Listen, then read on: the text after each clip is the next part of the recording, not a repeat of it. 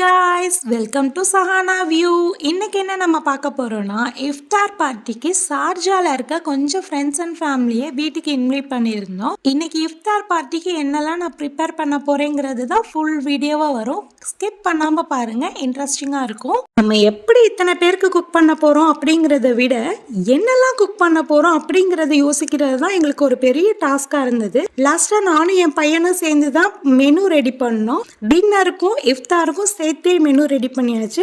இன்னைக்கு கொஞ்சம் இயர்லியாகவே திங்ஸ் எல்லாம் வாங்கி கொண்டு வந்து கொடுத்துட்டாங்க. ஃபர்ஸ்ட் நம்ம க்ளீன் பண்ணுற வேலை என்னவோ, இந்த நான்வெஜ் செய்ய போகிறோம்னா சிக்கனோ மட்டனோ எது இருக்கோ அதை தான் ஃபர்ஸ்ட் நம்ம க்ளீன் பண்ணி வைக்கணும். இன்னைக்கு நான் ஃபர்ஸ்ட் சிக்கனை க்ளீன் பண்ணி அதை கழுவி அந்த மசாலாலாம் போட்டு நான் பரட்டி ஃப்ரிட்ஜுக்குள்ள வச்சிட்டேனாவே எனக்கு முக்கால்வாசி வேலை முடிஞ்ச மாதிரி எனக்கு ஃபீலாக இருந்துச்சு. காலையில் அந்த வேலையை ஃபர்ஸ்ட் நான் முடிச்சிட்டேன். பெரிய குவான்டிட்டியில் சமைக்கும் போது கொஞ்சம் பரபரப்பாக வேலை பார்ப்போம். அப்படி பார்த்துட்டு இருக்கும் போது இந்த மசாலா டப்பாவும் காலி ஆயிடுச்சுன்னா கொஞ்சம் கடுப்பாயிரும். திரும்ப போயிட்டு அதை ரீஃபில் பண்ணி வச்சுட்டு தான் சமைக்கிற மாதிரி இருக்கும். இது எப்பயுமே எனக்கு நடக்கும். எப்பெல்லாம் நான் பெரிய குவான்டிட்டியில் சமைக்கிறேனோ அப்பெல்லாம் இந்த மாதிரி வேலையெல்லாம் எனக்கு நடக்கும். இது எனக்கு மட்டும்தான் இப்படியா இல்லை எல்லாருக்கும் இப்படி நடக்குதாங்கிறது தெரில. உங்க யாருக்காவது இந்த மாதிரி அனுபவம் இருந்ததுன்னா கண்டிப்பா கமெண்ட் பண்ணுங்க. அடுத்து இந்த சிக்கன் கட்லெட்டுக்கு தான் ரெடி பண்ணிட்டு இருந்தேன். சிக்கன் கீமா வாங்கிட்டு வந்திருந்தாங்க. இதுல இருக்கிற என்ன பெரிய வேலைன்னா, இதுக்கு உருண்டெல்லாம் பிடிச்சி அழகா கட்லெட் மாதிரி தட்டி அதை அழகா ஃப்ரீசர்ல ஃப்ரீஸ் பண்ணி வச்சிடணும். அப்பதான் எண்ணெயில பொரிக்கும் போது அது உதிராம அழகா வரும்.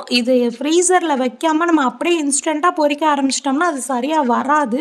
இந்த கட்லெட்டு ஃபுல் அண்ட் ஃபுல் என்னோட ஸ்டைலில் தான் செஞ்சுருந்தேன். ஃபுல் அண்ட் ஃபுல் இந்தியன் மசாலாஸ் கொடுத்து தான் செஞ்சுருந்தேன். ரொம்ப நல்லா வந்திருந்தது இந்த கட்லெட்ஸு. ஆனால் என்ன, பெரிய குவான்டிட்டி செய்யும் போது வேலை ரொம்ப ஜாஸ்தியாக இருந்துச்சு. அப்படியே இழுத்துச்சு. இந்த கட்லெட்டை உருட்டி அதை கட்லெட் ஷேப் கொடுத்து அதை ஃப்ரீசரில் ஃப்ரீஸ் பண்ணுறதுக்குள்ளேயும் பெரிய வேலையாக இருந்துச்சு. ஒரு 2-2.5 மணி நேரமாவது எனக்கு டைம் இழுத்துருக்கும். அதை ஃபுல்லாக உருட்டி திரட்டி எல்லாமே பண்ணி எடுத்து வைக்கிறதுக்கு. நம்ம வீட்டில் சும்மா இருக்கும் போதெல்லாம் எந்த வேலையும் வராது. என்னைக்கு நம்மளுக்கு வேலை ஜாஸ்தி இருக்கு, இன்னைக்கு தான் நான் பிஸின்னு சொல்றோமோ அன்னைக்கு தான் நம்மளுக்கு எக்ஸ்ட்ரா ஒர்க் வருங்கிற மாதிரி. இன்னைக்கு தான் என் பொண்ணோட ஸ்கூல்ல ஓரியன்டேஷன் டே. ஃபர்ஸ்ட் டேங்கிறனால நம்மளும் போனாதான் நல்லா இருக்கும் சொல்லிட்டு அதுக்கும் போயிட்டு வந்தாச்சு. இந்த கையோட ஃபர்ஸ்ட் இந்த சிக்கன் எடுத்து பார்த்துருந்தேன்.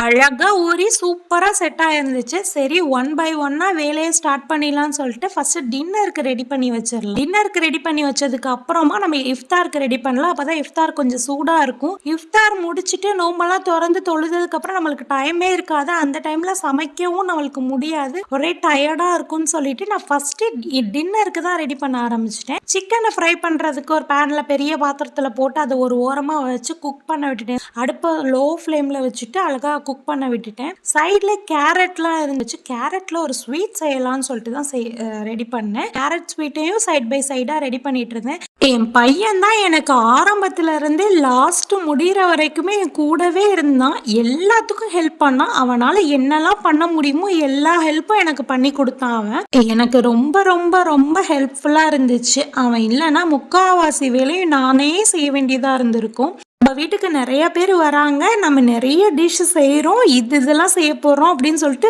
எல்லாத்தையும் பார்த்துட்டு ரொம்ப எக்ஸைட் ஆகிட்டு நான் உங்களுக்கு என்ன பண்ணணும், இது கட் பண்ணி தரவா அது பண்ணி தரவான்னு சொல்லிட்டு ஒரே கிச்சனில் ஒரே ஆர்ப்பாட்டமாக தான் இருந்துச்சு. இந்த கேப்பில் நம்ம கேப்சிகம் சிக்கனும் ரெடி ஆகிடுச்சு. அதை இறக்கி வச்சுட்டு அடுத்து கடல் பாசி செய்யலான்னு சொல்லிட்டு பாத்திரத்தை அடுப்பில் வச்சு கடல் பாசி ரெடி பண்ணிட்டு இருந்தேன். அதை நம்ம ஊற்றி வச்சிட்டோம்னா தான் அது செட் ஆகுறதுக்கே கொஞ்சம் டைம் எடுக்கும். அதனால ஃபர்ஸ்டே நம்ம அதை செஞ்சு வச்சிடலான்னு சொல்லிட்டு அழகா தேங்காய் பால் ஊற்றின கடல் பாசி சூப்பராக ரெடி பண்ணி வச்சுட்டேன். அது கூடவே இந்த கேரட்டும் சூப்பராக குக்காய் வந்துடுச்சு. அதில் நெய், இந்த முந்திரி பருப்பு, இந்த ஐட்டம்லாம் சேர்த்து அதையுமே அழகாக இறக்கி வச்சாச்சு. கூடவே நம்ம தால் வச்சிடலான்னு சொல்லிட்டு, இது டின்னருக்கான டிஷ் தான், தால் செஞ்சிடலாம்னு சொல்லிட்டு ஜீரா ரைஸ் கூட தொட்டு சாப்பிட்றதுக்கு இந்த தால் இல்லைன்னா வேற எதுவுமே நல்லா இருக்காது. ஸோ அதையும் ரெடி பண்ணி வச்சுட்டேன். சைட்லேயே நோம்பு கஞ்சி வச்சாச்சு. இந்த டேட்ஸ்குள்ள பாதாம் வைக்கிறது, இதுக்கப்புறம் முட்டையை தோல்லாம் உரிக்கிறது, இந்த வேலையெல்லாம் தம்பி ஹேண்ட் ஓவர் பண்ணியாச்சு.